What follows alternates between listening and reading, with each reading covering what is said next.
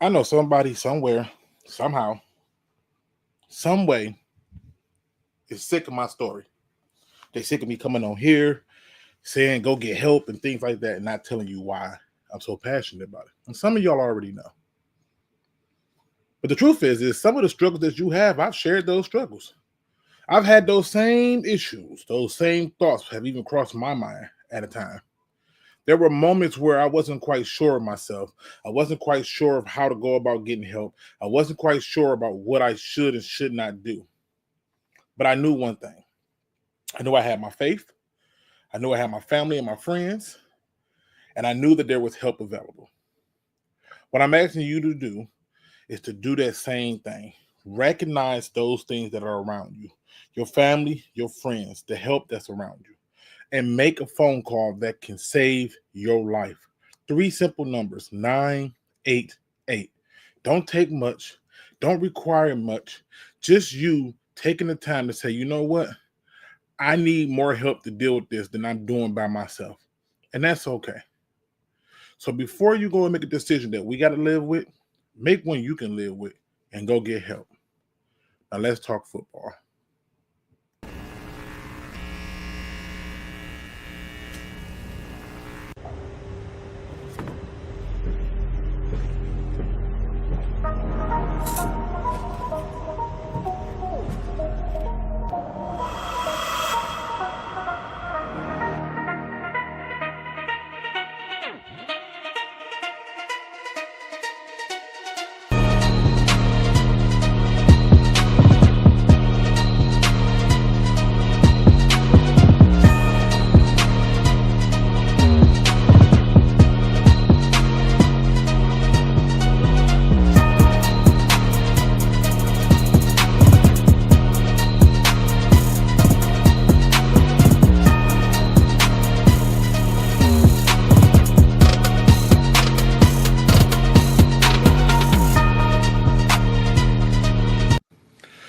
Pride Nation, what up, though?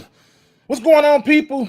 I'm in a real good mood. I know it was a little bit of a different day yesterday, but there was justifiable reasons for that. You and I both know that yesterday was not going to be a peace walk day for us. We couldn't have a peaceful day. I had to talk about all the things that I didn't want to talk about. But here's what I did. I had a little time. I had time to go and review some things. And the more I reviewed, the more disgusted I got with this. Oh, my God. Jesus Christ. Whew. Oh, my God. Now, there's a lot of talks going on. People getting jobs, people moving on. I'm going to address all of that. That's because, or I should say, that is why I have the thumbnail that I have. You're going to see that thumbnail pop up a whole lot, and you're going to start to notice that the puzzle will come into play as we get closer to the season. If the picture is completed, that means I believe we did what was necessary for us to go ahead and not only get to the Super Bowl, but win it. And if it's not completed, that means we fell short somewhere. Now, I want to bring that to your attention because I'm going to be reminding you of this every time I get to go live. And it becomes hard for me to do that. So I'm going to have to do some of those like pre-recorded videos as well. So if you can show some love and support for that, I appreciate that too. Okay. Now, let me just go ahead and be clear about some things. All right. This is going to be one of the shows where y'all get to tell me what y'all believe and feel free to correct me. All right. And it's going to be one of those shows where y'all can say, you know what? I'm not feeling that. I'm not feeling that. The first thing I got to do is I just want to show y'all. No, you know what? Let me go back. Let me go back because I gotta see who in the building with me. First things first. My man Big T in the building with me. We got my man Jon Kapler in the building. Says more and more Luke, more consecutively. I like this. Listen, I'm trying to be more consistent. It's hard, man. It is really hard. I'm not gonna lie. Dr. Detroit, Friendly Neighborhood Lions fan is in the building. Giovanni Lions is in the building with us. Looney Tunes is in the building with us. Crimson Shadows in the building with us. Detroit D is in the building with us. My man Dan Spanos, brother. How are you, brother? Hope all is well with you. I was gonna check on you this week. I was trying to beat this flu first. Trying to beat that flu. That flu was kicking my butt. Perry Ball is in the building with us.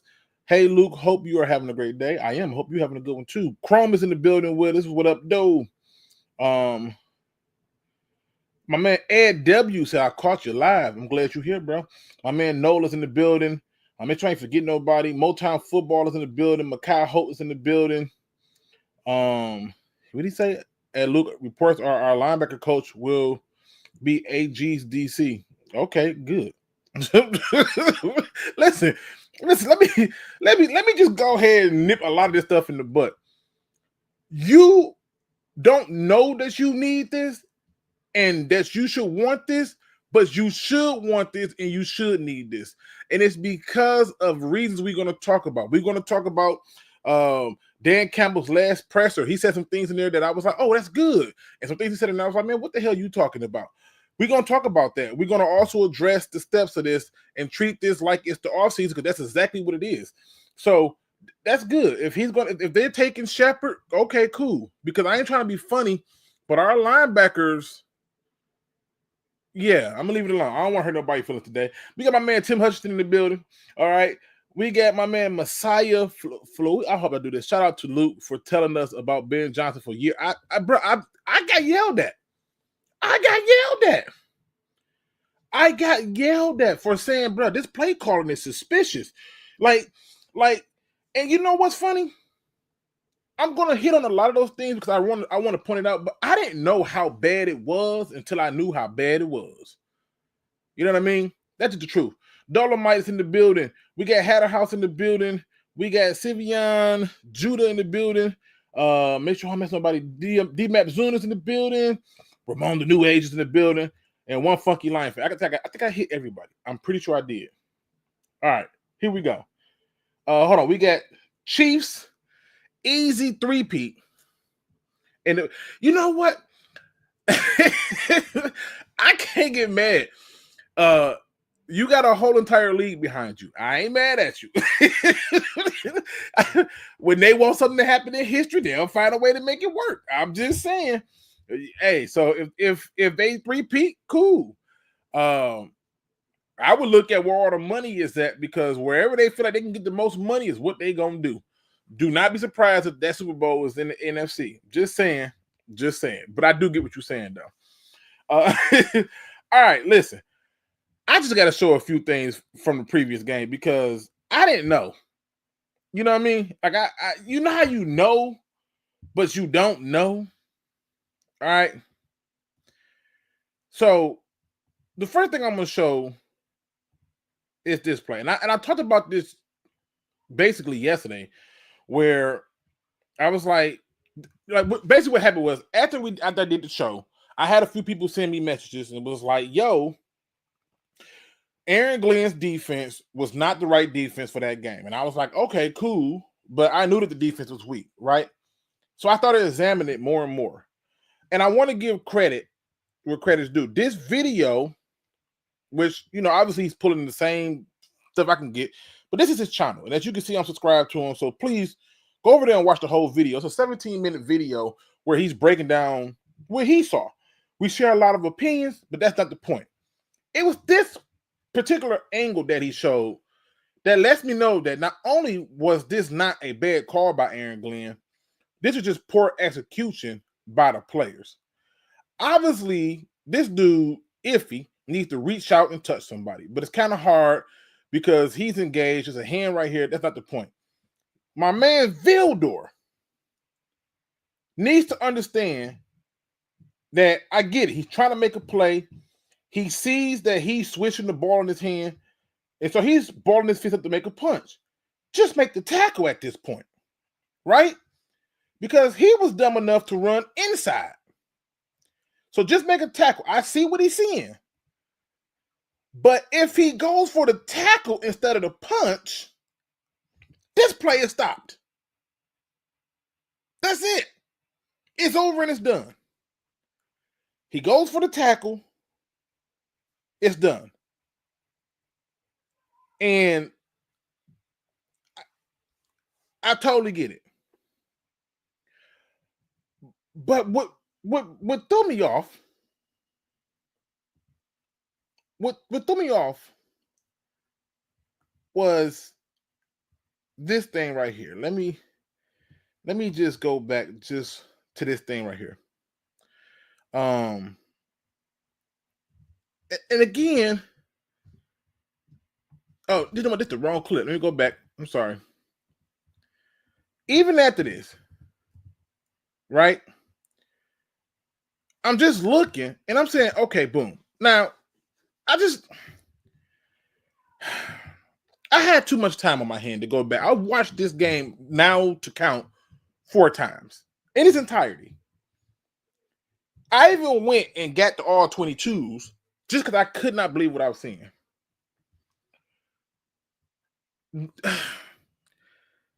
This dude, this is St. Brown. That's the first down marker. I get it. People came in. You stepped up. How? Even if you don't see St. Brown wide open over here, you still have to check down. Golf plays so bad. God, okay. I just had to get that out. I just had to get that out. It threw me off. All right. I'm better. I'm back. All right. Let's get back to what I want to talk about. I want to talk about the press conference that happened with Dan Campbell. There were some nuggets in this thing that had me like, say what again? And we're going to get into it right now. Let's go. It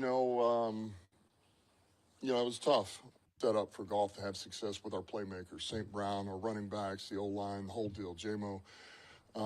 And so I want to keep that in place. I want to keep our terminology in place. And I want to make sure that golf is comfortable because he's playing at a high level. Golf is comfortable because he's playing at a high level. I haven't been told anything. I've got a feeling, but I'm prepared to lose both. And I want to make sure that golf is comfortable because he's playing at a high level. Golf is comfortable because he's playing at a high level. Golf is comfortable because he's playing at a high level. Let me just tell y'all right now, if you thought that we were about to get another quarterback, toss that out the window. If you thought that we're getting ready to get a coordinator that's finna do whirlwinds of differences, toss that out the window. When this man said this statement right here, that I want to keep everything the same, I hope this is just coach talk.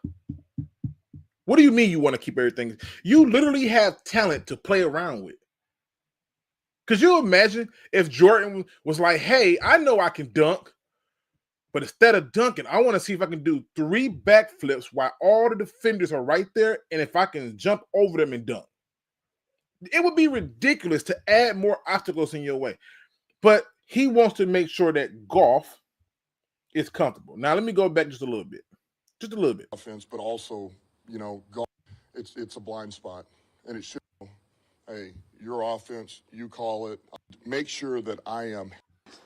But, now, this is the whole question in its entirety. Okay? And yes, I won't hook her in, but it's not going to happen. So I'm not going to worry about it. But this is the whole question. And this is basically about, losing people and stuff like that. Let's just get into what he's going to say about this whole process and things that he pointed out. One of the things and one of the reasons why I have never gave Dan Campbell a lot of blame when it came to things is because one of the things that I quickly recognized was that Dan Campbell allows his coaches to coach. He is now fully going to say that. So all the people who was criticizing me and said, no, he did it. Now I was not making it up. Thing didn't work. What did you learn from that situation of making a change and finding the right guy? I mean, you have a lot more experience now, obviously. Yeah, I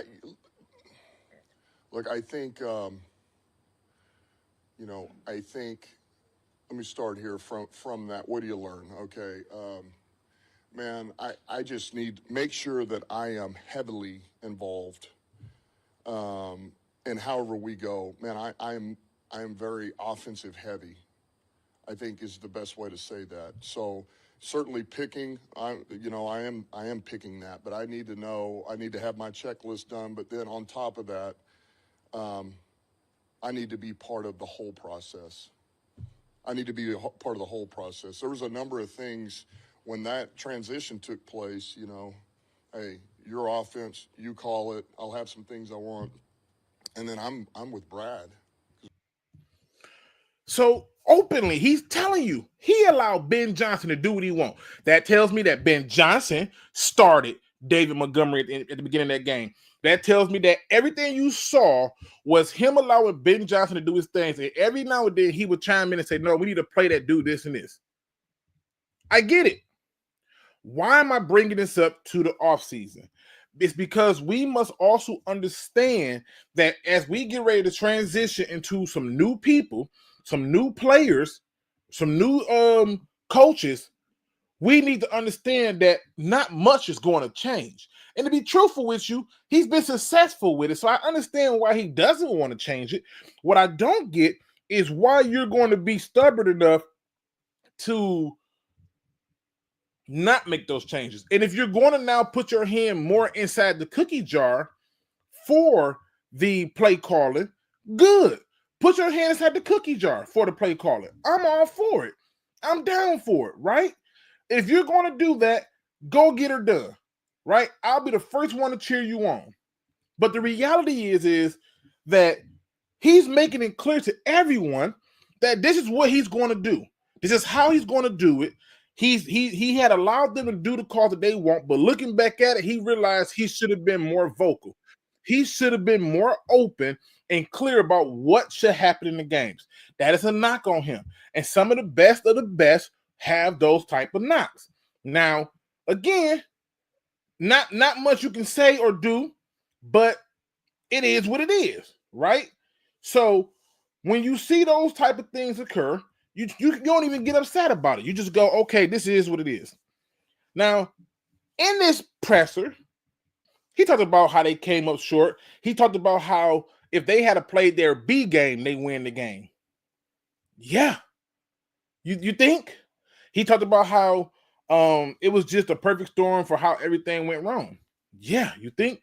And the reason I'm bringing this all up is because this also tells me that what I'm going to do next in terms of saying how we're going to go about this offseason needs to be addressed differently. It needs to be addressed in a way that sets us up to get back to the NFC Championship game and win the Super Bowl.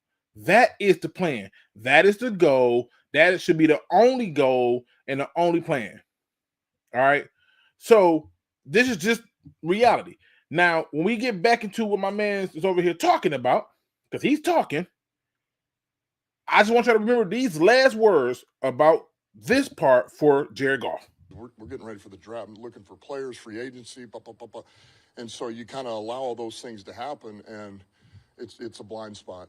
And it shouldn't be, because that's my area of expertise, if you will. So I'm not going to allow that to happen. I'm going to be involved no matter what, because I think that's best for our offense, but also, you know, Goff. This thing is set up for Goff to have success with our playmakers, St. Brown, our running backs, the O-line, the whole deal, JEMo.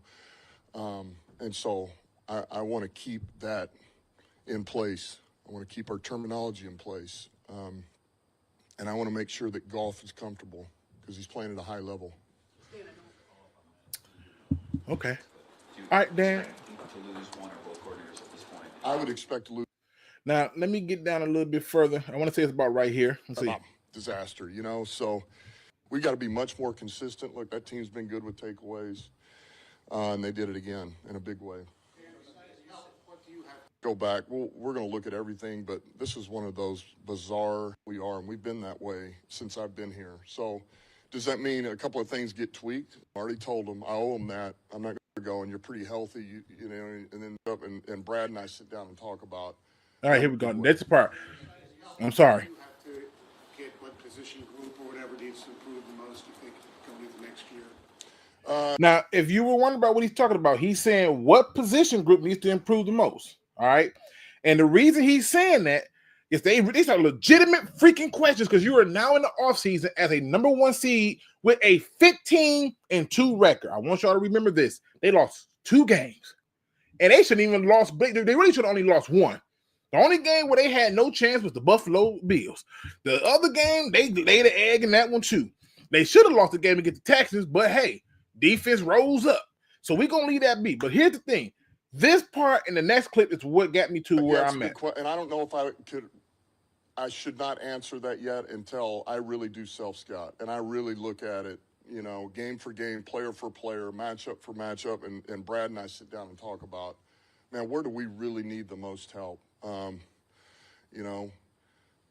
I know this. When you come away, it's, in hindsight, looking at this after what just happened, you're like, man, can we have enough defensive depth? Oh, now y'all want defensive depth. Now, when my black ass was sitting there saying we need to go defense and go hard on the defense and keep adding defense and put this on the defense and add quality players on the defense, I had people in the chat chewing me a new one.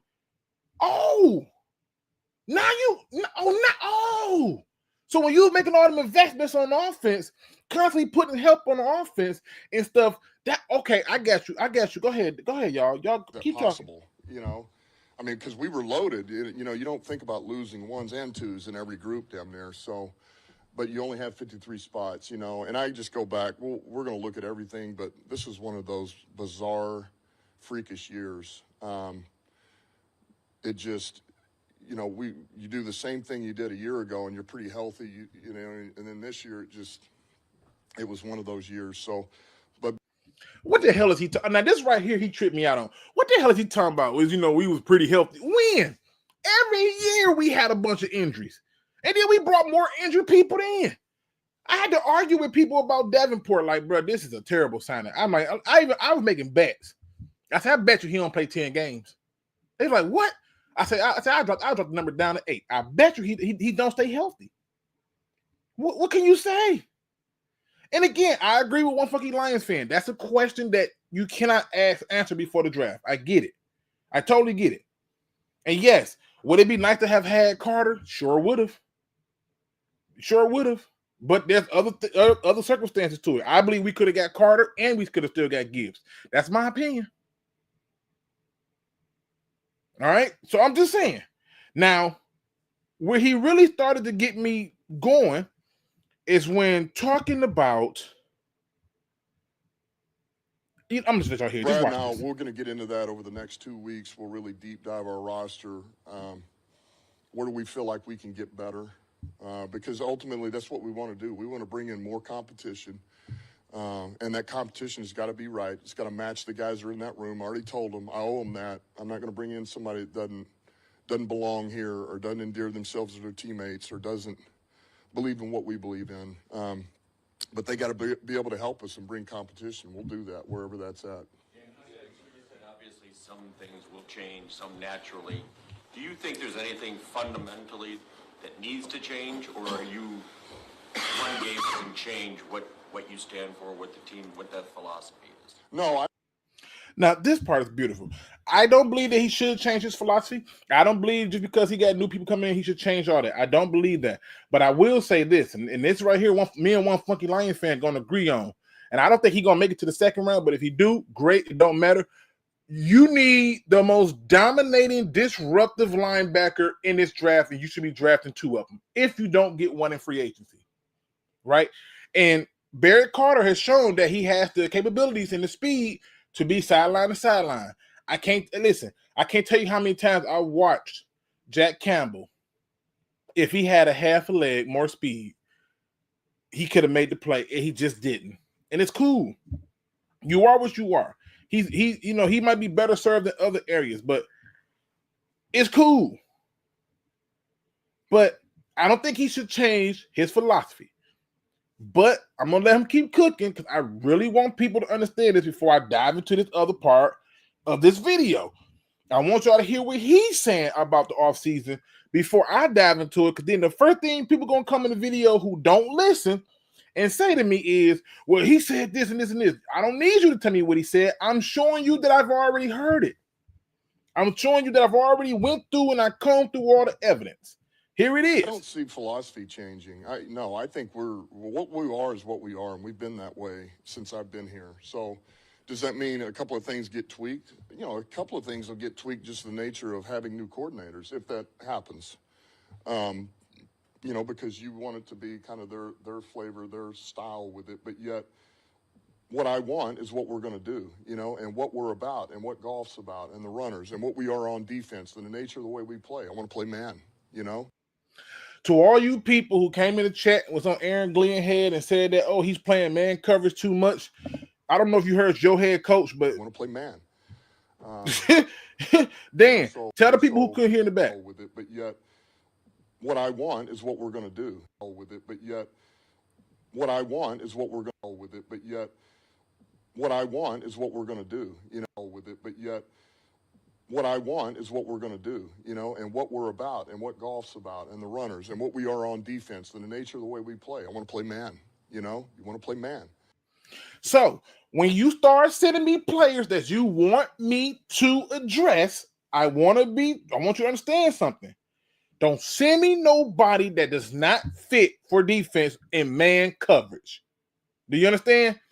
I'm not reviewing them. He has made it clear, whether Aaron Glenn is there or not, he playing man coverage. Aaron Glenn ran the defense that he was told to run with the parts and the ingredients that he was given, and he got the most out of it. So what that tells me is when y'all start sending me these names, check this player out. Ask yourself, when you watched his highlights, did he look like he was in man coverage or zone? And if he was in a lot of man coverage, send him my way. If he was in a lot of zone coverage, I don't want to talk about it. Okay? Because what he wants is just that. The last thing that pissed me off with him came in this statement right here about hiring an offensive coordinator. So I'm going to pressure a little bit. I mean, so these things are not going to go away. We are what we are. But ultimately, it's always going to be about how do we put the players we have in the best position to have success, which in turn gives us, the ability to have success. So, and no matter what that is, and sometimes that changes. Could be with free agency, could be with the draft. Maybe you're more in these packages than the others because that's your best players. But no, what we are is what we are. Regarding your potential coordinator search here, imagine it's something you've had to think about quite a bit, given the interest in Ben and AG. How do you balance internal versus external candidates? I mean, even with the way you've built the roster, you seem to go with the guys you trust. How do you look at looking outside the organization to find those guys? Yeah, I think there is a balance. Look, the easy thing to say is you want the best candidate. Okay, that's one way to say it, but that's also like saying, give me the best player.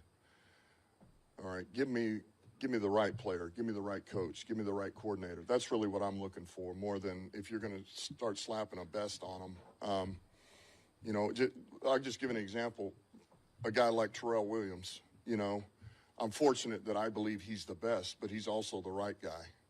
They happen to go hand in hand. But I think we've got guys on staff that I think are more than qualified and would be outstanding in those roles. But that does not mean that I'm not looking outside either. So I want what I believe is going to be as close to what we have been as possible. And we don't lose what we're about and our identity. And Wojo, like what you just asked, we're going to stay true to who we are. And if you're somebody that doesn't feel comfortable with that, then no, this isn't the job for you. So I'm not going to be in a hurry. I'm not in a mad dash. No matter what happens, I want to do what's right by our team. And what I believe is going to, those guys will be able to stand in front of that room and command respect and get everybody going in the same direction. And we'll ultimately deliver the same message that I'm delivering. You say you wanted a guy that fit. Now, I'm glad that Ramon, the new age, paid attention. He's always been a sharp knife in the drawer. He's never missed something. And it's clear. This is why you have people like Shepard saying, oh, I'm going to go over here with this person because I'm going to have my shot over here. But I told y'all, every person that is brought to this team is a contingency plan to the next. There's a contingency plan if we lose a GM. There's a contingency plan if we lose this person. There is somebody there to take that spot. I believe Teddy Bridgewater is there to be a quarterback coach because I believe that what's his name? Brunell. I think he's going to get an OC job and probably go with Aaron Glenn too. That's just me. I could be wrong on these assumptions, but that's what it looks like to me. And I feel like that these things that are coming in handy are coming in handy because they always got a contingency plan. The difference is these are people that have to come in with the same mindset and goal to keep us rolling, right?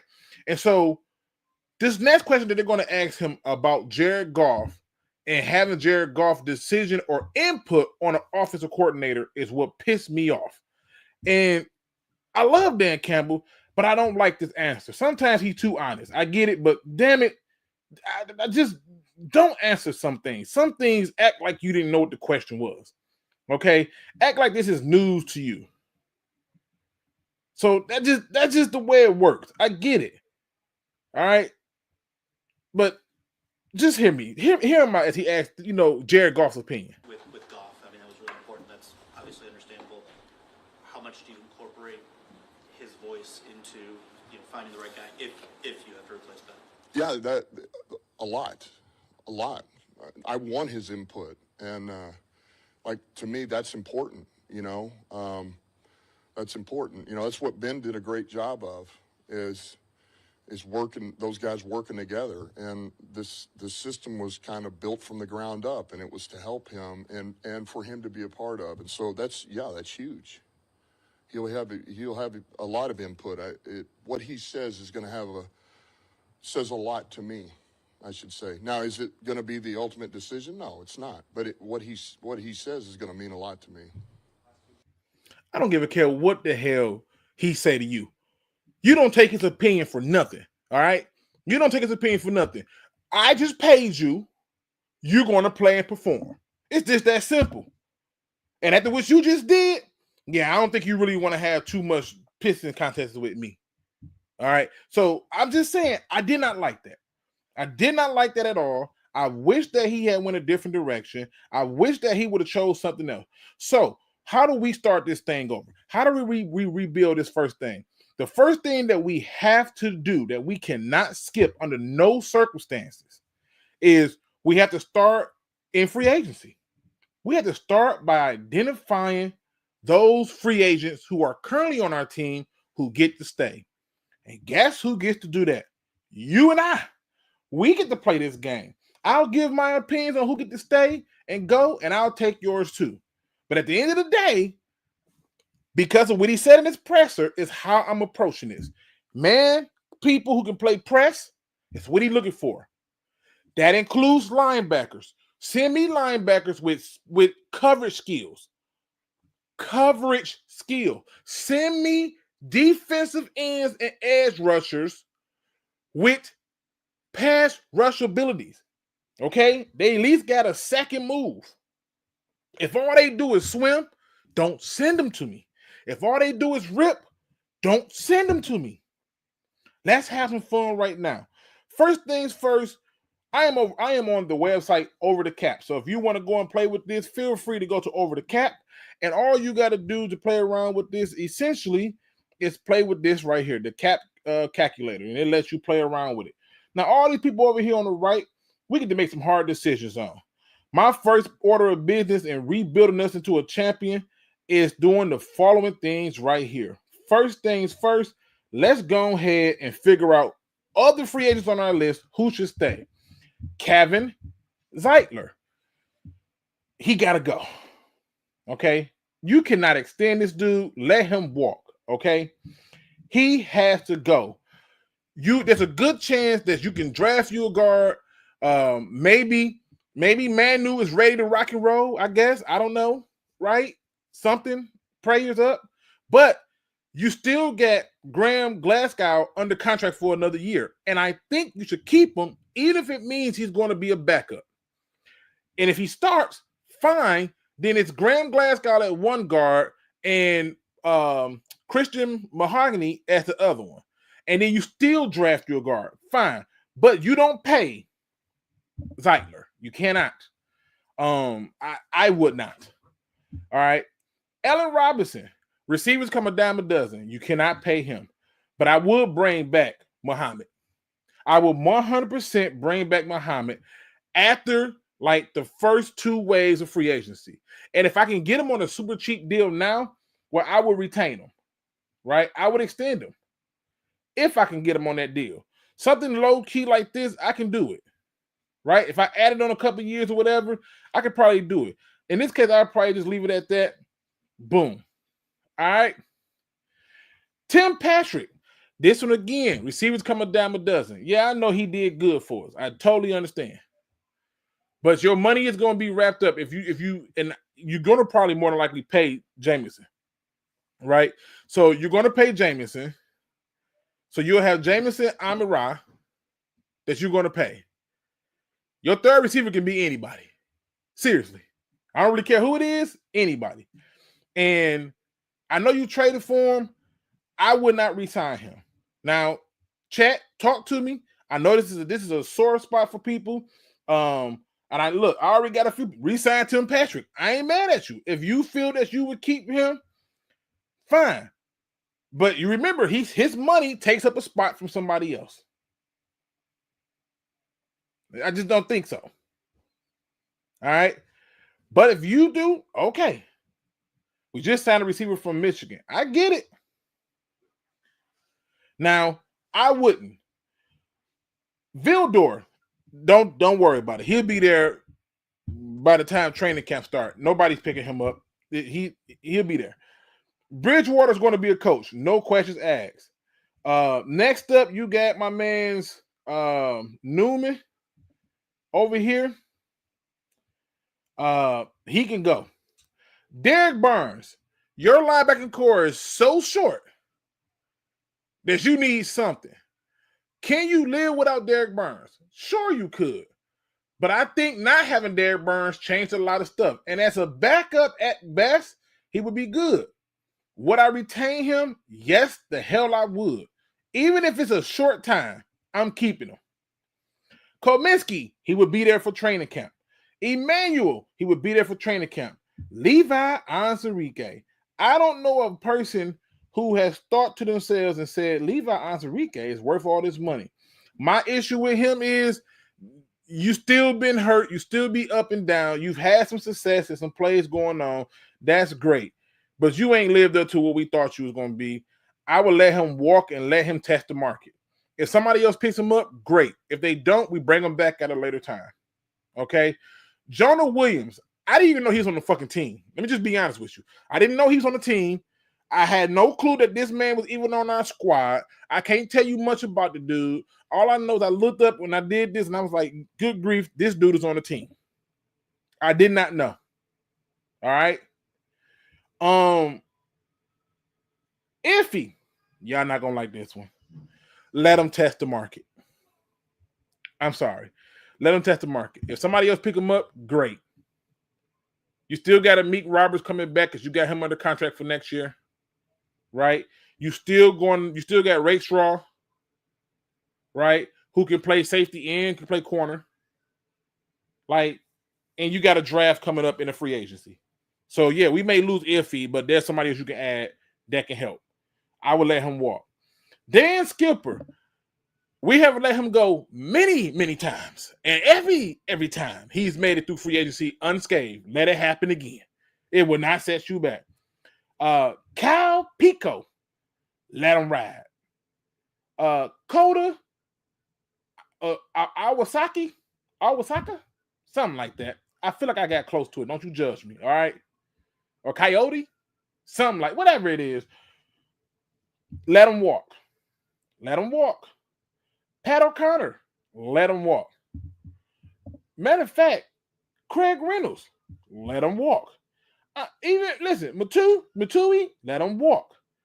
Miles Adams, let him walk. Shane Zistra, I'm probably messing his last name up.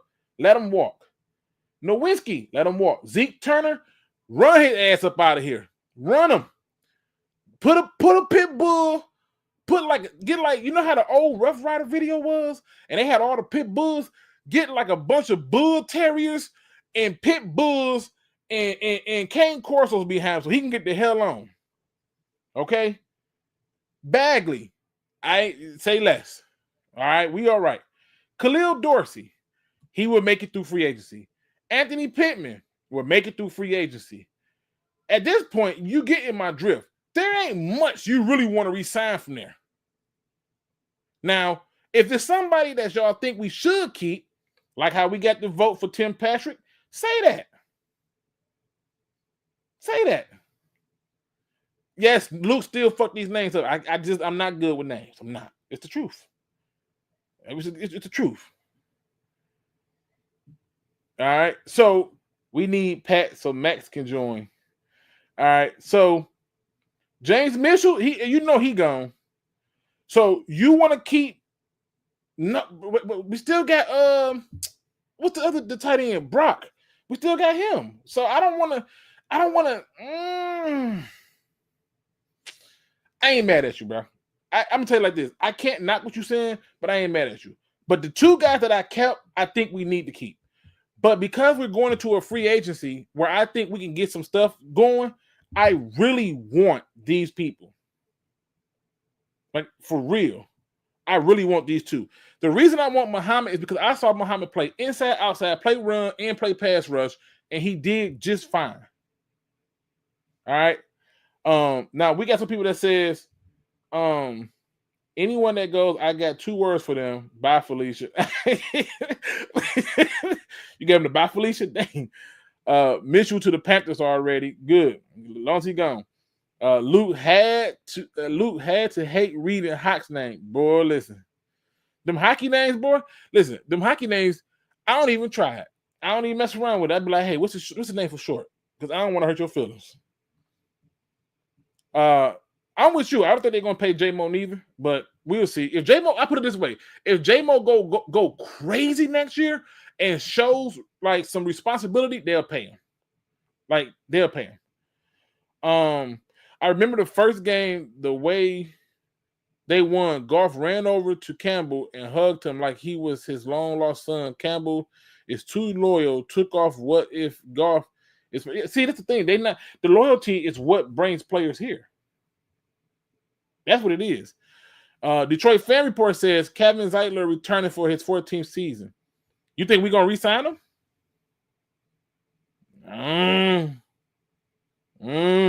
See, part of the problem for me in this offseason rebuild is you have to get players who performed, but also understand that it's a financial thing. The only reason I say that is because you cannot sign everybody. And yes, you can get up to like 90 or 90-something people for the training camp, but you got to think into account. You start signing all these people right now and start cutting them. Every little bit counts. Every little bit counts. So, now, here's the thing. When you start to look at the contracts, we talk about saving money, and I'm talking about building for the future and now. There are guards in this draft that I believe that you can build for the future and now. Obviously, you're not getting rid of Jared Goff. Taylor Decker, I could have swore we just gave him a new contract too, so he ain't going nowhere, right? DJ Reader got 1 more year left on his deal. Carlton Davis, right? I would not re-sign him. I would not. You drafted Ray Shaw for a reason. You still got a Meek under contract.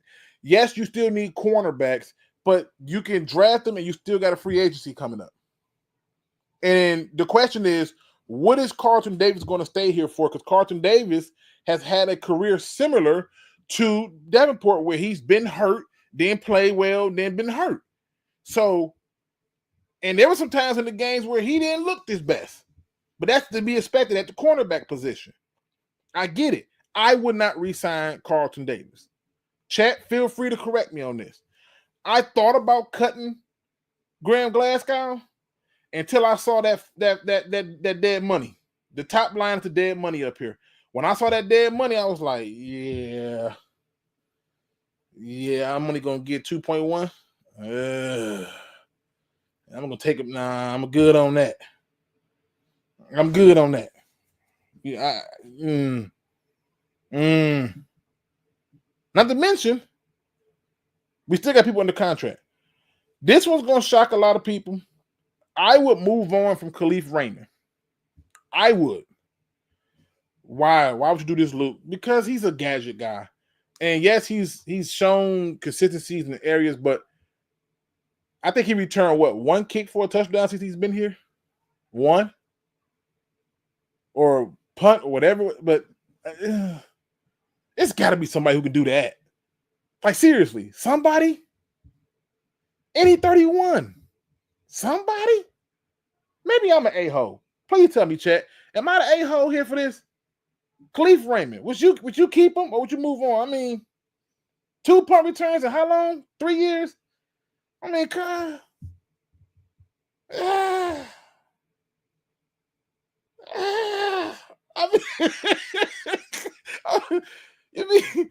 ain't trying to be funny, but like, can we get somebody else to do that? Like, seriously, there's nobody else we can get. You had Craig Reynolds doing it. Like, can't anybody? Maybe it's just me.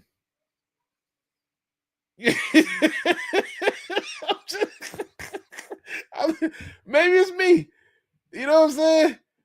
My man Weezy D313 says, "Oh, Leaf gotta go. They've been bubble wrapping him, and he always gets hurt." That's what I'm saying. And then it's like, what do he do? He'll have a good little like quick pass out. You can get a receiver to do that. Like, seriously, like, I don't know, man. Maybe it's just me. You know, Ghost Gunner says, "Shit, put J-Mo back there." I'm just saying. Oh, my man Dan Smith said, "You're an a-hole, Luke." I'm just saying, I would move on from Khalif Raymond. And the only reason I said that is for the following reason. Where my man Khalif Raymond at? I get 3.2 and save like cap space. I get 3.2 and yes, I get a 3.1 in dead money. I get 3.2. I get a little bit of change. And guess what? I just feel like somebody else can do this job. I'm sorry. I like Khalif. Khalif has made some plays on offense too, where I was like, yay. But it stopped there. That's where it stops. Zadarius Smith. I'm not gonna lie to y'all. My soul wanted to cut him because that $5.7 million sounded good. But since we need so many defensive linemen, even as a rotational player, he still got to be better than nothing. And so for that reason, he survives my cuts in the terms of free agency. Jalen Reeves-Maybin. I don't know how he keep coming back, but you know what? He here. So for now, he's going to survive this area of cuts. Brock Wright. Yeah, that's why I want to let the other tight end ride. Why? Because I believe we can go and add another tight end. Not to mention, they gave a future contract to Isaac Anuk. I hope I said his name right. Don't y'all botch, don't get mad at me if I said it wrong. But they gave him a future contract, and that's huge because I thought he was decent. So that's a huge pickup. So that gives you at least, you got 2 guys that you can rotate in and out on. Cool. Oh, my favorite one right here. Y'all, if y'all knew how much I had to argue with a particular person about Marcus Davenport. Oh my God. I need y'all help on this one, chat. What's the best way for you to say, get him up out of here fast? Like, I need some clever comments. I need an emoji of how fast we need to make sure that he don't even return. Marcus Davenport shouldn't even be signed to a practice squad. He should retire. He has not been healthy, and I don't know what the hell to call it. I don't know what to call it. He gotta go. He's gotta go. I'm sorry. Davenport at 3.5 to 5 is a deal. I'm not looking for deals. Deals gets you 18 players on IR. Being cheap gets you a defense that was still hot garbage. Being cheap gets you cheap players who broke. You ever order something from Temu and the picture looks great and you get it, it look nothing like the picture. That's what we did. We went Temu shopping with Macy's money and got Temu stuff. You ever bought a PlayStation 5 from Temu? I don't advise you to do it. I made the mistake once, and I don't want nobody to look as dumb as I did. The return policies are ridiculous. Okay? He got to go. I'm sorry. I'm sorry. Detroit Fan Report said, you tripping. Davenport got to go. Okay? If I'm tripping, I'll show you. Right? I'll show you. This is how much I'm tripping. I'm going to show you how much I'm tripping. Marcus Davenport is not somebody that should be on this roster after this season. You know, you tried it. you went cheap. And you know, you got what you paid for. you know, you thought you was getting them new Jordans, and yeah, okay. You know that, hey, be mindful. The cheap becomes the expensive. That's all I'm gonna say. All right. Now, for the people who thinks that we should not be getting rid of Davenport because it's a good deal.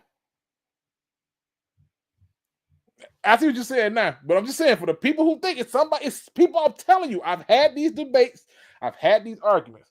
To the people who think it's a good deal, I want you to remind yourself of this. This man, first season, played in 13 games, didn't start none. And that was because he was hurt. The next season, he played in 13 games, started all 13, and he missed the other 3. Not bad. It just gets downhill from there. The next year, he starts 1 game. 1 game. He played in 11, but he started 1, and he was hurt then. The next year, he started 9 games, played in 11, but started 9. He was hurt then.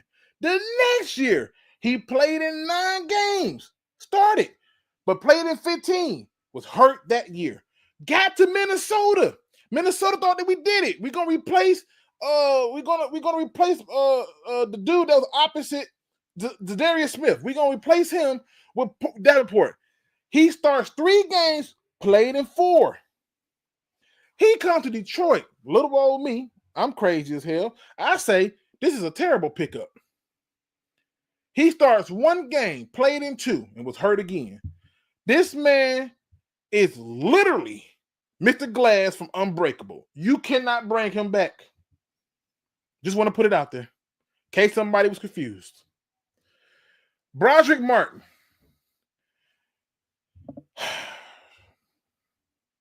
You can get $1 million. just go ahead and call a spade, man. You effed up. You know what I mean? Just Brad, you effed up, man. Go ahead and call a spade, Brad. It didn't work. Your trade up for him was not another Aleem McNeil. It was an Aleem McNaught. That's what it was. We don't want him. This guy, no. And somebody can come and blame, but Broderick Martin had some games where he did good. I once had a chance for a threesome. That don't mean that I got it. Like, these are the things that I'm thinking about. Can you improve upon these? Broderick Martin brings nothing to your team other than having a roster body. And if push comes to shove and he has to come in, are you comfortable as a fan with him being in your starting lineup? I'm not. Especially when I can walk out with some money to get somebody else that I do feel comfortable with. Malcolm Rodriguez, he has to stay. I need linebacker help, and he's good on special teams, and he's actually good in rotation. He's just not a starter in my book. But if I got to start him for a week or two until the starter is ready to rock and roll, I can live with that. All right? So just putting it out there. But no. All right, let me see. Let me make sure I don't forget nobody. You know how them fake Jordan sales come apart. The soles come apart when you hooping. That's Davenport. Man, that's exactly what it is, bro. Let me tell you, when I was little, I ain't gonna never forget this. When I was little, I think it was Stephon Marbury. He had came out with some type of shoe at Payless or something like that. I think it was Stephon Marbury. Anyway, I was like, I'm trying to figure out how I was. I wasn't like grown, but I was damn near basically grown. I was grown somewhere in that grown area-ish. Anyway, somebody asked me, can I buy them a pair of these shoes? And no, the link coming, Detroit is coming. Somebody asked me, can I buy them these pair of shoes? And at first I was like, man, I ain't buying you no damn shoes. Until I realized how much they was like costing. I was like, oh, yeah, I'm gonna get these shoes. So I bought these shoes. The Stephon Marbury, I'll never forget this. And we outside having a street basketball game. This is what they asked for, a birthday gift. We outside having a street basketball game, and a dude crossed him over. And when I tell you that man's soul left out them soles, listen, man. hey, bro. When I tell you that them shoes gave away so tough, it didn't make no sense. Man, listen. Them shoes gave up faster than outnumbered gunsmen. It was so quick. When I tell you, I don't know. I'm like, did you tie him up right? I'm trying to assess this. You hear me? He said, yeah. He stood up. I'm gonna tell you exactly. It's the true story. This is what happened. He stood up. The soles were literally off to the side where we were. You know how the guy that waits on the sideline for the pickup game? They was by him. They on there laughing. He had the top of the shoe like he a Flintstone. You hear me? The point I'm trying to make is that's Marcus Davenport. As soon as you think you're going to get something out of him, the soul is going to leave out of them soles. I'm just telling you right now. You're going to see the sole of your shoe on the sideline. And I'm telling you, that's Marcus Davenport. That's what, what's the moral of the story? Never buy a pair of Stephon Marbury's. Now, I don't know if they made them better now. But at the time, them was cheap as hell. I was like, hey, for $30, hell yeah. But I've never seen it.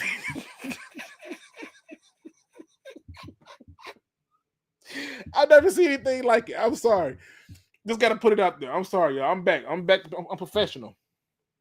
I'm professional. I'm back.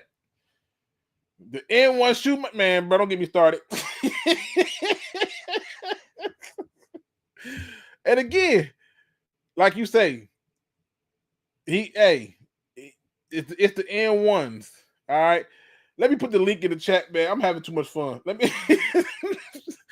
put the link in the chat so the people can join and come in and talk. Feel free to correct me on anything that I said. You don't like some of the people. I am trying to rebuild a winner. I am literally playing couch GM, and I'm hoping that this is what we have to do. Now this is a good question from Dolomite. He says, let me get back up on my bad, y'all. I'm messing up. I'm up here having too much damn fun. All right. He says, so Luke, getting all these new people you think would give us can get us back to the NFC Championship? I think not, but who knows? Yes, and the reason I say that is because with new blood comes new opportunity. And you got to remember something.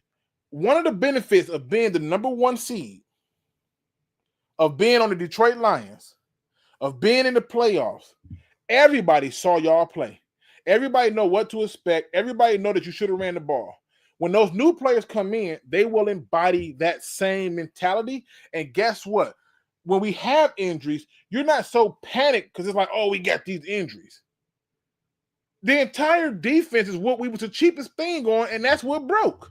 If you're being honest, you look at what we spent for our defense and look at what we spent on our offense, and you're going to see that what kills you was being cheap on defense.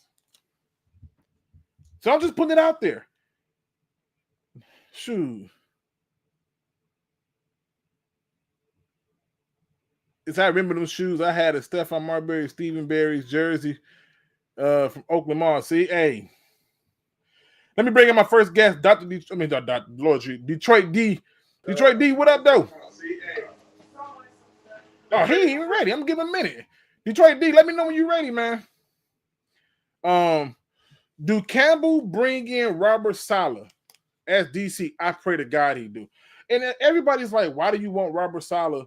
You know what I'm saying? Because Robert Saleh embodies attitude. He embodies the same attitude that you always see, and that you see from Dan Campbell, that you see from Aaron Glenn. I just want somebody to keep that same energy. When the Jets wasn't winning, he had that same attitude. Detroit D, you ready, bro? If you're ready, give me a thumbs up. Let me see if he's ready. Let me see if he's ready now. He ain't ready yet. Hold on. Dog. There you go. What up, though? Talk to the people. I'm in the. I'm, He ain't ready. Hold on, dog. There you go. What up, though? And you gotta mute your thing. hey, I'm what getting up, feedback though? from the Hold screen.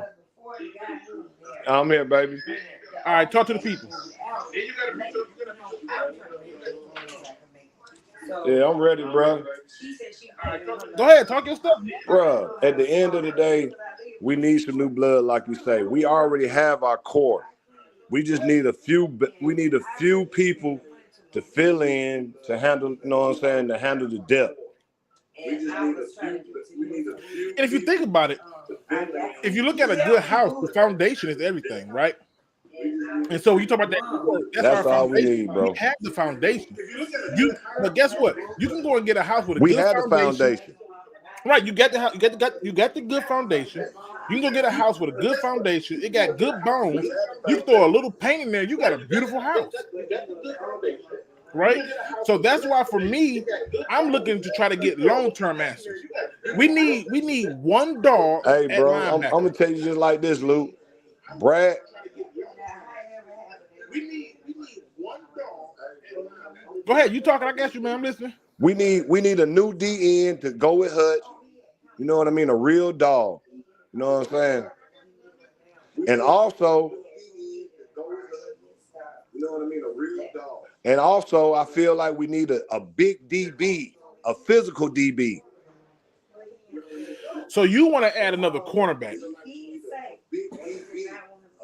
So if you add another cornerback, I'm trying to. Here's the thing.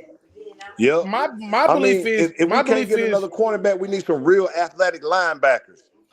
Right, but my attitude is if your goal is to get talent in the first and second round that come in and start. For me, my first and second round picks got to start. If it's not a quarterback, they got to start. So to me, I'm looking at it and I'm thinking, I want most definitely. So if I get a corner, he ain't coming in and starting. I'm looking at it and I'm thinking, most definitely. Who he starting over? Terry Young, we just invested in him. Ray Straw, we took last year. I can't say that, Luke, because I really don't want to sign Carlton Davis, so we can't say that. But that's what I'm saying. You go out and you ask somebody in free agency, cool. But I'm looking at it like, oh, I see what you're saying. So you saying go out and do it in free agency, add a physical corner some sort of way, that way. Okay, but for me, it starts with the front seven. Let's address the front seven. I'm tired of watching us not be able to get at the teams and got to blitz like crazy to get to them. When I'm watching the other team seeing three that goes and get without home. saying, Luke. We've been saying that from the beginning, bro. Right, and that's what I'm saying. I want them to be able to do that, but I want them to be able to do it intelligently. So for me, you know, getting somebody like Barrett Carter or Jihad, out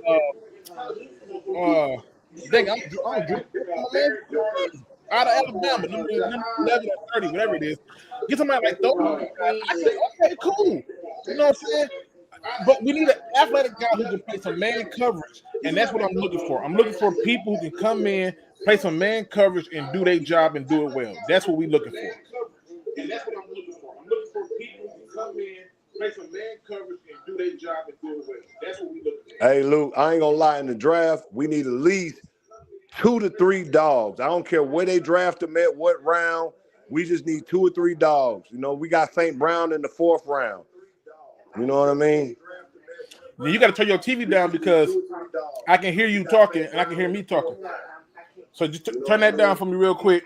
You got to turn your TV down because I can hear you talking, and it should work. All right.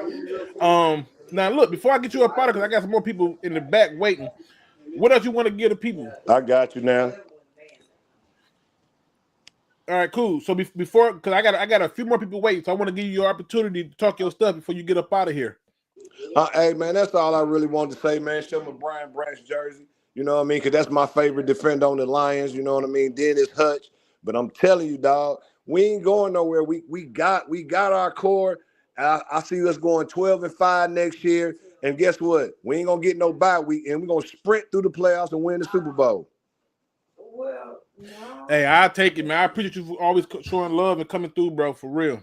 Already, my guy. Hey, you know you real with me, my boy. Me and you got a different relationship outside of this YouTube thing. Believe I'll never forget you. Hey, for sure, man. All right, look, he make a good point. You got to find some dogs. And to me, I'm with Lester White. This is the highest priority. I need somebody dysfunctional. I want somebody athletic and dysfunctional playing opposite of Aiden Hutchinson. You get that, and you need to add another linebacker. Campbell, thank you, Jahad Campbell. Why was I struggling with this man's last name? I got Jahad Campbell and Barrett Carter in my top 5 linebackers that the Lions need to be targeting.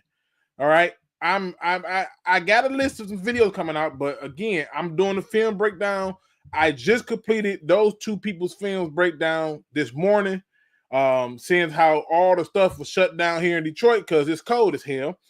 So I got those 2 done this morning, and then I should be doing some more finishes touches for that video. I got some other names on the list that I'm gonna knock out, and we'll see about that. Let me get my next guest up in here. We got my man Bandit in the building. What up, though, Bandit? What up, though, Luke? Talk to the people, man. I got a question for you. Okay, I'm listening. So in free agency, who you see us picking up at the end? And in free agency? Yeah. You're going to force me to give you one of my little tricks from my video. You already know I need exclusive pick. Let me tell you like this. The person that I think we should target in free agency, because I know he's going to hit the market, is the outside linebacker / DN from the New York Giants, Azir. I know I'm botching this name. I know I'm botching it because it's Azir something. Azir Ajari, something like that. I think they need to add him. Well, why would you add him, Luke? He ain't did nothing special. He ain't did this and this and that. Yeah, I get it. The difference is he has an athletic enough build, and he's still young enough that guess what? Whatever you pay him. But guess what? You're not asking him to come in and be the instant starter. You asking him to come in and compete and have an opportunity. So I can roll with him. You can have him with his hand in the dirt. You can have him standing up in the 2. It don't make a difference. You know what I'm saying? Because guess what? What he can't be is no worse than Zadarius Smith. And if you got a guy like that, cool. The reason I don't want to add nobody like Khalil Mack or nothing like that, they're going to want money. And they're not going to be giving out no discounts. This is going to be their last ride. And they're up their age too, so. Yeah, and plus on top of that, there are people in the draft that you can get that fit that same mold. So I don't really want to, you know what I'm saying? I don't really want to kick the wheels on the tires that old, but I do want to get like a younger guy who can come in and compete for the stuff. But outside of that, I think he's athletic enough to deal with these damn mobile quarterbacks. I ain't gonna lie. To me, when I watch Jack Campbell, he looks like a DN playing middle linebacker. That's what he looked like to me. True. His change of direction is not where it was. When Daniels took off running, he couldn't even turn his full body and get an angle.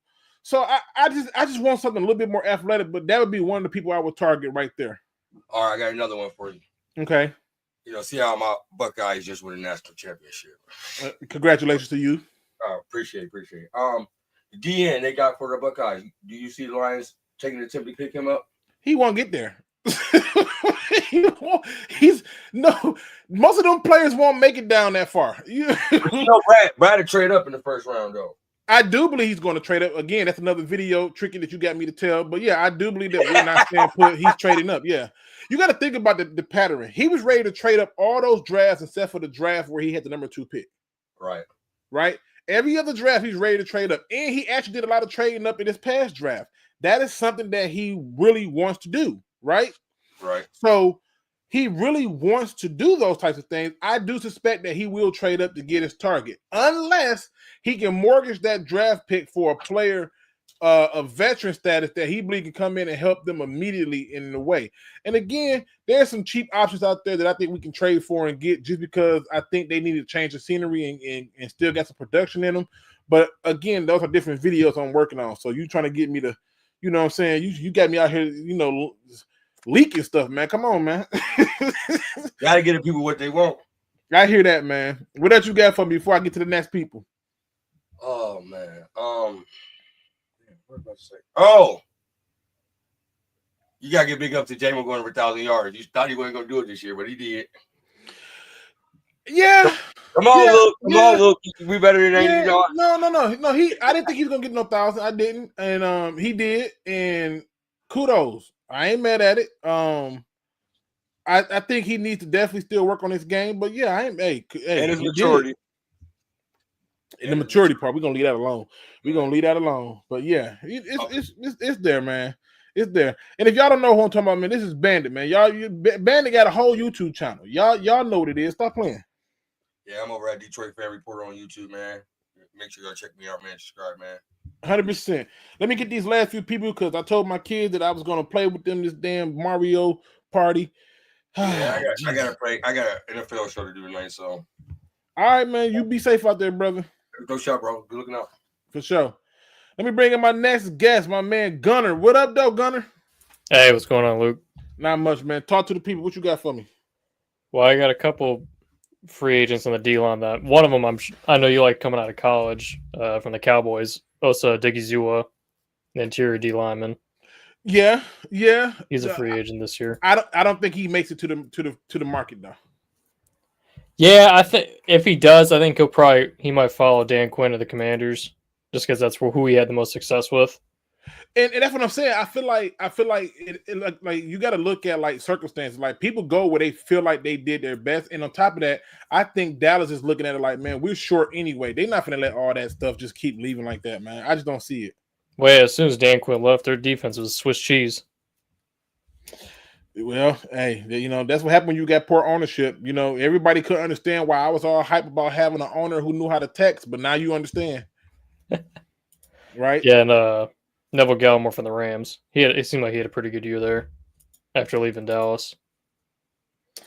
So you got him. Who else you got for me?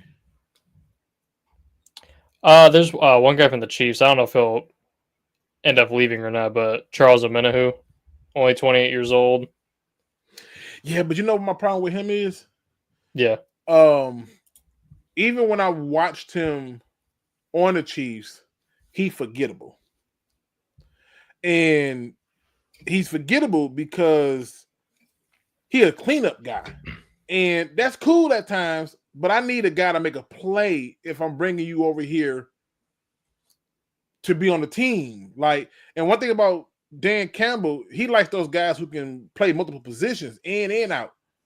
I don't like him in the in and out positions. Like, I feel like, you know, I feel like that ain't, you know what, let me go back, pause. I don't like how that sounds. But, you know, let me go back. Got to correct that. I had thought about it. I'm like, wait a minute, what I just say? But I don't like him when he's playing inside. So I would pass on him. But I ain't mad at you. Oh, Kaiser White's a free agent. Who? Kaiser White. Yeah, I know. I wanted him, but at this point now, I don't want nobody else. I want all dog linebackers with athletic ability and speed. Like, I don't want to hear, oh, he's so athletic because he's 6'4". He's 6'4" and can't get sideline to sideline like he's supposed to. The one thing I can give him, he apparently hits hard as hell if you broke that man's arm. So I guess that's a good thing. Right? Like, I'm just saying. But yeah, for sure. You got any other prospects you could think of in free agency that you think we can help? Not off the top of my head. What about draft? Are you feeling like there's somebody in the draft that you really like and that you like, hey, I want the Lions to, you know, to look at that guy? I usually don't look at the draft until we're out of the playoffs, which obviously we are now, but I haven't even bothered to start looking yet. And see, this is the thing, man. I want people to understand something. Like, people, you know, I saw a few comments talking about Aziz, and I'm like, man, go and look at Aziz's college stats, right? Don't look at the pros. The pros has been hit and miss, but who done anything over there in the Giants? The Giants has been struggling, right? But I'm surprised they kept their general manager. And listen, I'm shocked. I'm shocked. I didn't think they were gonna keep him neither, but they did. And again, I'm looking for people who can come in and generate something. When he was with Georgia, I think he had like 8.5 or 9 sacks or something like that when he was with Georgia, that final year. But he was explosive off the edge, and that's what you care about. I'm looking for pieces that were, because we become the team of second chances, because that's what we do. We try to go get people who ain't been successful and see what we can get out of them, and I'm cool with that. We had him in Marcus Davenport's like third chance. The DN from Jacksonville? Who in the hell is the DN from Jacksonville? They got Trayvon Walker, and they got Josh Hines Allen. What other DN they got? From Jacksonville? Maybe I'm forgetting somebody. I would draft one of the Michigan dots. No. Listen to me, y'all. Listen, I took a lot of heat for saying to people that Mozzie Smith is not that guy. I took a lot of heat for that. I took a lot of heat for the Taco Charlton talk. All right, I'm finna just tell you right now. Hear me and hear me good. All right. You don't want none of them D tackles from Michigan. You don't want them guys. All right? You don't want them. And I'm cool with that. But you don't no, trust me. No. Yes, I remember to play with my man. No, just trust me on this one. All right. Luke, is there anybody you would trade for during the offseason? God damn, y'all killing my videos one at a time. Yeah, I'm gonna give you an obvious one. Yeah, Max Crosby. While they may have shut that door before, I think it's still a possibility, and I do not think that door has been closed. I don't. What would you trade to get him? Whatever they want. Oh, okay. Yeah, he's probably top 3 in his position. Because you got to understand, when he comes in, he changes everything. Because guess what? Guess what you can't do? You got to remember what the opticals look like. Just on paper, just hear it, right? Max Crosby would be your left end. Your right end would be Aiden Hutchinson, right? Your interiors is Aleem McNeil and DJ Reader. Now all you need is a dog linebacker. One dog linebacker. I don't care who that is. Find them. You get that dog linebacker, and it's all bad. Because now you have to account for 2 edge rushers, and you can't go up the middle because Aleem McNeil is a problem. So, yes, whatever they want, or you want a first, a second, and a fifth, take that. Yep, take that. Yeah, that's all. Yeah, you got it. I'm sorry that we even had to go this route. We didn't mean to bother you like that. So whatever they want. But that's who I would go for. Another person I would trade for, just because I feel like I think we can get him, and I think it can be had. Again, not a popular pick for many of y'all. Y'all not gonna believe it, and it's not because I'm a Michigan State fan, people. Let me just say this right now. But the fullback / tight end from Pittsburgh Steelers, Hayward. Well, why would you want to get that? Well, that's what we do. We use the tight ends as a fullback / so now you will actually have that guy to do it. That's the only way I'm thinking. So those would be 2 guys I would go after. Let me tell you, make sure I ain't forgetting nobody. I got people rolling up in here, so I want to give everybody their shot. No, I think that's good. You got anything else for me? Because you know I rock with you, Gunner. Yeah, see, I'm reading a bunch of our coaches are interviewing elsewhere, like Terrell Williams with the Patriots. And it seems like Hank Fraley's interviewing with the Seahawks again. Yeah. That's the one position coach I want to keep is Hank Fraley. If they're not offering him an OC position, he ain't going nowhere. Yeah, I don't think he would take a lateral spot. Nope. He's not finna, no. Not when he gets, no. It's not happening. So I wouldn't worry about that. But again, I've seen stranger things happen. All right. I got 2 more people in the back waiting, Gunner. Let me hit them people, then I'm gonna get up out of here. Go play this damn Mario Party. All right. Appreciate you, brother. Let's go down to my next guy, John. Roof. What is FA? What? Free agency question. FA. Why Are does you it look, ready? why Roof. why does it look like it's a titty? Is that just me? That looks like a breast. I don't know. Anyways, a roof. What? Isaiah F. Simmons. Let's go. Listen. Is he a free agent? He is a free agent. It's who we should have picked over Jeff frickin' Okuda. Dang, but see, You I'm telling want you a stud linebacker who is coverage versatile? You covered him when he was coming out of the draft. I know you remember him. You want coverage? You want versatility? There you go. Isaiah F. Simmons. Say it with me, fans, if you've forgotten. Watch this, John. This is gonna blow your mind. I can't bring him here. I can't bring him to Detroit. You know why I can't bring him to Detroit? Because the reason your name isn't Brad Holmes and you don't think like Brad Holmes? I don't know. No, so he made it clear that he wants to play safety. He wants to play safety. He does not want to play linebacker. And so I need to have a willing participant to want to play linebacker. If he was willing to play linebacker, I'm with you 100%. Bring him here. Aiden Hutchinson said he was ready to play in the Super Bowl. Doesn't mean he was ready to do it. Players can say things all they want. That's a good point. That's a good point. Here's a question, Isaiah Simmons. Do you want to play safety or do you want to win a fucking Super Bowl and be a legend? See, right now, they let him play safety on the Giants. That's great. That's the Giants. That's the Arizona Cardinals. Well, hey, if he's willing to be the linebacker, I'm down for it. But everything, I follow him is been a safety. He wants to play safety. Okay, what other guys? Because what Luke says, I follow. You are one of the very few people that I will agree with. I've been agreeing with you on so many things for so many years. Free agency, and I'm sure you can't say too many because I'm sure it'll ruin some videos. But draft and free agency. Give me positions. Give me names. 2 of them. 2 free agents. 2 positions. 2 draft picks. 2 positions. And names. Draft picks: Barrett Carter and Jahad Campbell. I heard those. I already heard those. I need new ones. You trying to kill my video? Y'all trying to kill my video? Free agents. I will tell you like this. I gave you one in Aziz. I think I pronounced it right. Ojulari. Yeah.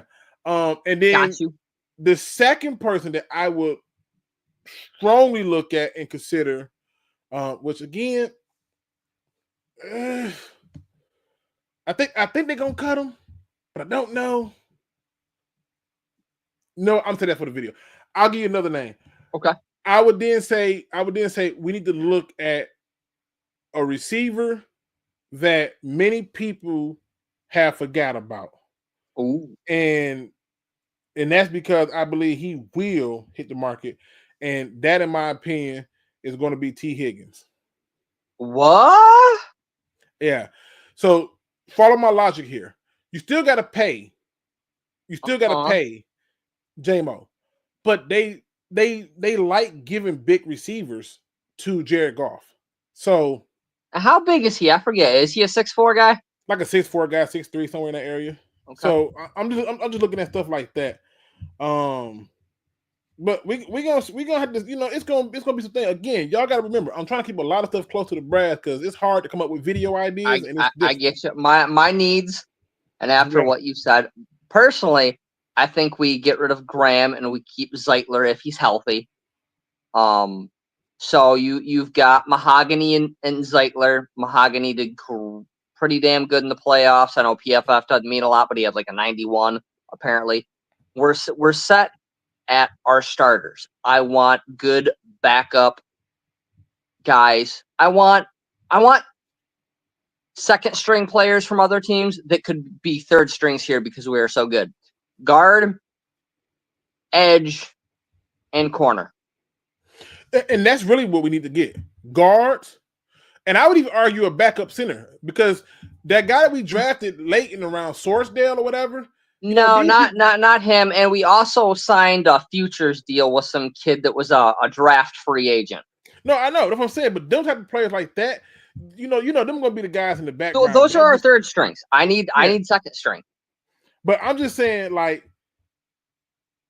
I've looked it up, and I just don't see names that fit us that aren't going to be like, I want to be a starter. Like, we've got starters. You got to be willing to be a rotational second. Like, I've looked up and down free agency with some friends. And I'm just like, damn, I need other insight because we're so good at positions. It's a great problem to have. I can't wrap my brain around what we do. But the position that you targeted is exactly what we need to do, and essentially. But it's the names that I'm having a hard time formulating. I'm just like, I don't see it. I don't see it. I don't see it. I don't see it. And the other hard part is a lot of these times, like I do these, and I find out that these people end up getting re-signed by their team. So I don't even get to get these players. So we got to just play it by ear. That's another problem too. But a great problem to have. Better than, hey, we need everything, so anything we take is going to be great. No, agreed. Giovanni Lyons want to know, should we give Fraley the offensive coordinator job? No. Play calling is an art.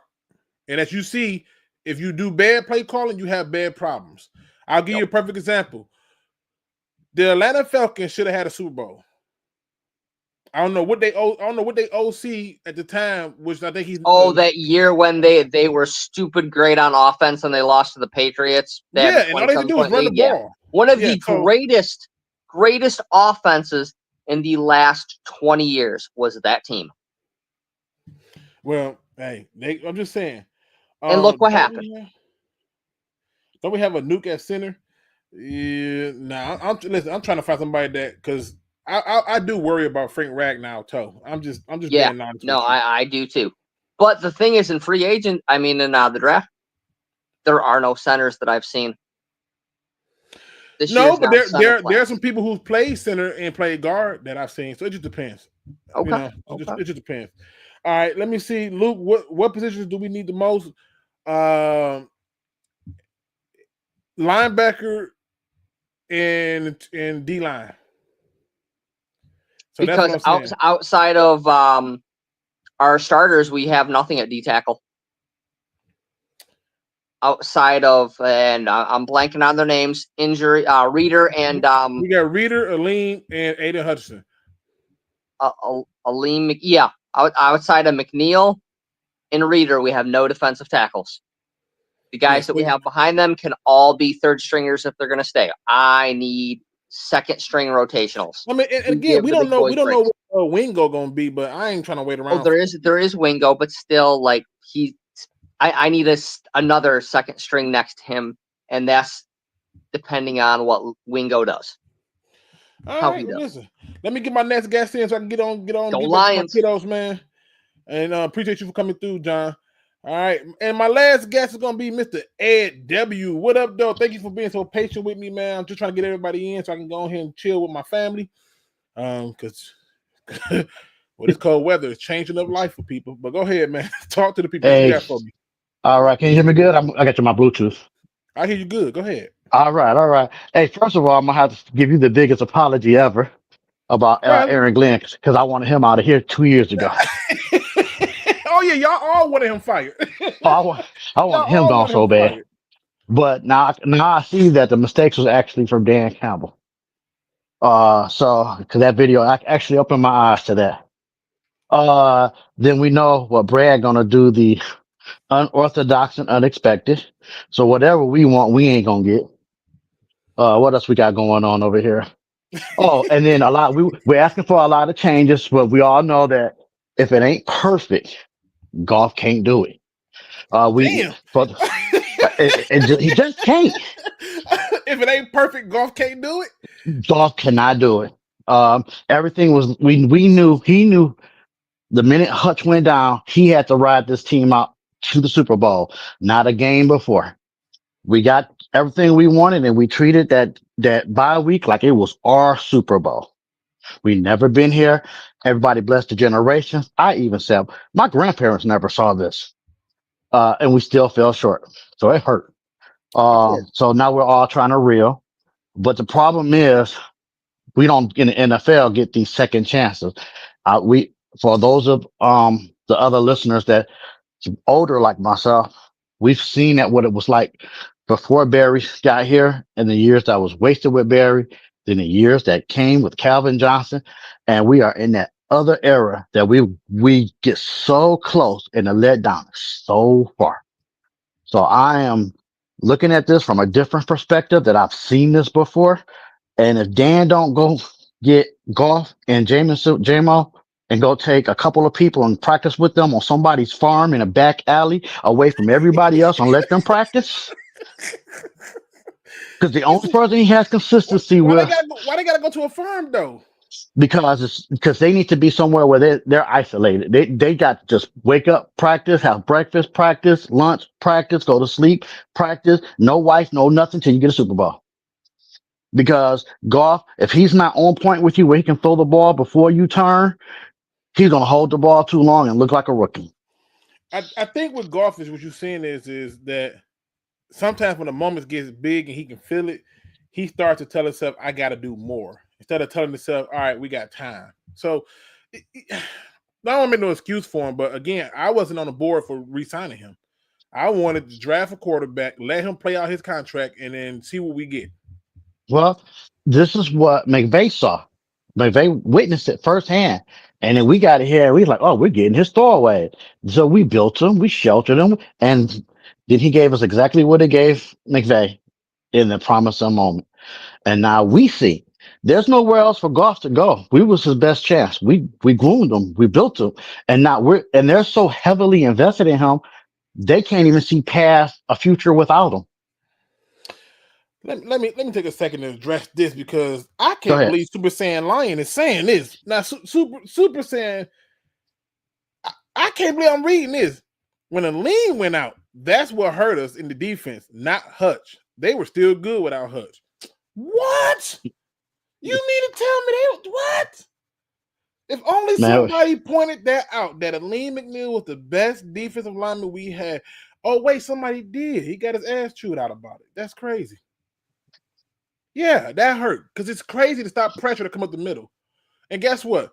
I'm not taking anything away from Hutchinson because Hutchinson is still a good player. You don't want him hitting your quarterback because he got some skills, right? Mm-hmm.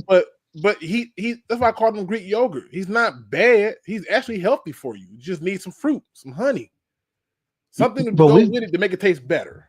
You know. And we've been clamoring for that, though, since we've got Hutch. He just never I think Brad tried to cover so many things, so he spread the butter so thin that you can't really taste the butter. You know what I'm saying? He got a lot of good parts, but since he doubled down, that defense now is way better than what it was. So now he has to do the final thing and just shore everything up, let the offense be, I guess, the kink in the arm, if you can say that much, and let the defense carry us through. The offense will win games. The defense will win us the Super Bowl. I feel like if you really look at it, and the only reason I'm saying this is because I'm looking at the division. And the reason why I want so many new players is because I saw where Caleb Williams could have killed us 10 times over. I saw where Jordan Love could have killed us 10 times over. Jordan Love was playing hurt. Caleb Williams, a rookie. J.J. McCarthy is now going to be the quarterback, presumably for the Vikings. That's 3 mobile quarterbacks. Then you look at our schedule. We play some more mobile quarterbacks. And so having athletic people who can contend to that makes a difference. It does. It was very difficult for Lamar to do what he was trying to do because the goddamn linebackers were on him. And so these things I agree. They make a difference. I totally agree. This was a fluke, the fluke of the year that we could have won and at least got to the Super Bowl. I mean, Josh Allen exposed it. Oh, we're not ready for the big stage. And then on top of that, we got to play the Bears. And I'm a Lions lover, but I'm just telling you, playing Ben, who knows the tendencies of the players, forget the scheme. He don't care about the scheme. He's going to play to our tendencies. And he knows our offense because he built it. And here we got Dan Campbell publicly saying, I'm going to keep the same terminology. Well, let me tell Ben that.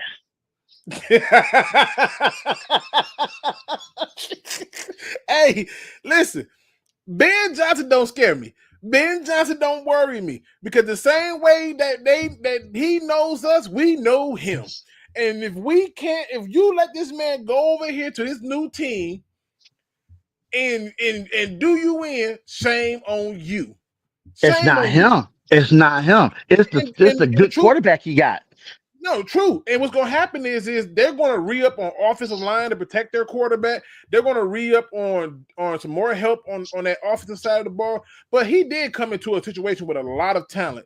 And he, to me, he had a good rookie season. So, but my thing is, I'm not worried about no damn Ben Johnson. All right. I am great to debate with you on another day with that one. Yeah, listen, we gonna set that up because Ben Johnson the least of my worries. I'm telling you right now. To me, the biggest thing is you have to get somebody who generates the mentality and energy needed for the defense. I believe Aaron Glenn's attitude is what got the most out of them players. We need that. Is it out here? I mean, we got to get somebody just with that thumping dog in them that can just take over. That can take over a game himself from the linebacker spot. Is it out there though? I don't see it, and it's definitely not somebody we can get in free agency. Not with the budget Brad trying to spend. No, listen. I told that man with the team move. He with the team move, and he with the team move was like, "Yo, we gonna get the best of the best of the best, sir." Yeah. So I mean, Brad can build you up to be an average team. I mean, Brad, he's responsible for getting quite a few people that nobody looked at, and that's going to get you an average person. But to get to that next level that we trying to get to, you got to spend that money. You got to go get Max and like Crosby or one of them big names and say, "Hey, here's the money, get it done." Yeah, and that's what it's going to boil down to, man. And I want to play this last clip before I get up out of here because I thought this conversation was good. If you want to sit in and listen to it while it's playing, you can. It ain't gonna bother nothing. But I just want people to hear this. I thought this was absolutely spot on. And just put me to the side. I'll listen and I ain't going nowhere. I brought this issue up before many times, and so I just wanted to, this coming from a guy who's a Viking fan. Yesterday, before let me skip it ahead. The exit meetings with the players. That's when they would have the exit meetings with the coaches. And Ben Johnson and Campbell knew that both those guys are gone. Have guys on this staff that you can guarantee a better job or a promotion. You guys can keep doing, have different. He's put together a prior to former teammate of his talk about. Why is the thing not going there? It's skipping. Tie. He spoke of biting knees. Things will get tweaked just the nature. Right. What I want is what we're going to do. Of doing things a different way. Now, this is a Vikings fan, y'all. Y'all know he hate us. Y'all know he a hater by nature. He can't help it. His biases is going to come out. I just want you to hear what he's going to say, and then I'm going to give my final thought, and we out. Let's listen. I know that if they, for whatever reason, weren't able to hire their first 10,000 choices for the job and they wanted to talk to me about it, it would be very simple, Devin. I'd say I want to do two things. One, I want to give the ball to Jahmyr Gibbs on as many plays as possible. That's and possible. Two, when I'm not giving it to him, I want to give it to Jameson Williams as long as we get on the same page with him about what is and isn't allowed for a touchdown celebration. I don't know if you saw it the Saturday night thing, but he's going to hear. He's going to hear from the league office. It made what Randy – it made the disgusting act, as Joe Buck called it, for Randy Moss look like handing the ball back to the official like Barry Sanders used to do. But that's the one thing that I hope the Lions finally realize. I don't get this sharing the load between David Montgomery and Jahmyr Gibbs. Jahmyr Gibbs is clearly better. Jahmyr Gibbs is clearly better. Jahmyr Gibbs is clearly better. For Randy Moss look like handing the ball back to the official like Barry Sanders used to do. But that's the one thing that I hope the Lions finally realize. I don't get this sharing the load. I don't get this sharing the load. Now, I've been saying this for years. When we had DeAndre Swift and Jamal Williams, I kept saying, I don't get this goddamn split carry stuff. Give the ball to the hot hand. Give the ball to the best player. Jahmyr Gibbs is just better. I'm let him cook a little bit more. Then I'm out of here. Between David Montgomery and Jahmyr Gibbs. Jahmyr Gibbs is clearly better. And I thought football was a meritocracy. And I don't know why in the hell this guy isn't getting the ball 25 times a game. And if he gets injured, then you go with David Montgomery. But put your best guy on the field and use him and use him and use him. So I'm not trying to be critical of Ben Johnson as he leaves for the Bears. And maybe it wasn't even his call. Maybe it's higher up in the organization where they want to, respect Montgomery and his lead, and we want to give him a role, and we want to use both of them. But man, they want to go next level. You use Jahmyr Gibbs as much as you can all the time. To my people who think it's defense, I don't know what to tell you. I don't know what to tell you. Let me get into my final thought. Ed, get the people your final thought, then I'm going to go after you, my brother. Oh, man. Still on, cool. Hey. Man, final thoughts for me, guys, is, man, I say everybody keep chiming in, support Luke, get on the Discord. If he ain't got it up there, he'll post it because he speaks the truth, the facts. I'm just a fan, just like y'all, man. We're going to do it somehow or another, or we're going to complain about it. That's it. Oh, yeah. And the thing is, man, the Discord is fun. We be in there talking about all kind of stuff, video games, cryptocurrency, trade, stocks, basketball, hockey, baseball. So Discord is cool. It gives you somewhere that you can talk to other Lions fans and have some fun, man. So that, hey, jump into it. But again, you know me, I can't end the show unless I do it on a positive note. And today's positive quote comes from Muhammad Ali. Anything worth having is hard to get. Diamonds, pearls, oil. Everything that is worth having is hard to get. Man, when I heard that man talking about this, I said to myself, he ain't lying. Everything that a person has ever wanted from the moment you were conceived has been a challenge. From the moment you came out the womb has been a challenge. To learning how to walk, to navigate this thing called this life, to navigate through all of the different avenues of people's attitudes and stuff has been hard. But guess what wasn't? When you got to the promised land, because you understood that anything that was worth having was going to be difficult. You see, the difficult times is what makes you into who you are. It's what builds character. It's what gives you some form of breath to know that, hey, if I survive that, I can survive anything. And sometimes we need to remind ourselves that when the times get difficult, that it was never meant to be easy. See, if it was easy, it wasn't meant for you. It wasn't meant to have. Just ask yourself this question. How many of y'all married the girl or the man that was easy to get?